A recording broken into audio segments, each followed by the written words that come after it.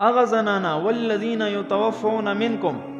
ويذرون ازواجا يتربصن بانفسهن 4 اشهر و10. اغه زنانا چې خاوند دی وفات شو نو کو دا حامل ما تاسو ته ویل د ماشوم د پیدایش پورې د دې عدت ته او کو حامل نه نو بیا د خاوند د وفات نه پس په 4 میاشتې او 10 ورځې د عدت تیرې 4 میاشتې او 10 ورځې بده کې بد دې مکمل پته ولګي چې آیا د اولنی خاوند نه خدا حامل شوه دا یا نه ده یعنی د رحم صفائی به وشي د عدت د تیرولو نه پس د بیا مکمل اختیار دی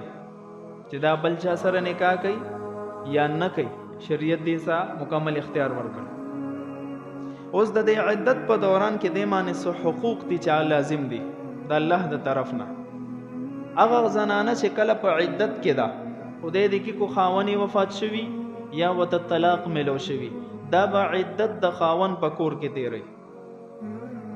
د سینه چې زمجي په خپل مور پلار کرا تیروم یا زب سرور کرا تیروم ماما کرے تیروم دا خبرې نشتا د شریعت حکم لازم دی بای چې دا قسم زنانه چې عدت تیری دا به د خاون په کور کې تیری کم یو کور کم کور کې چې د خاون سره رهن سهن زندگی تیر کړي دا دک کور کې بدا تیری د عدت په دوران کې کو خزه ته طلاق ملو شوه دی طلاق رجعی دی کو طلاق بائن دی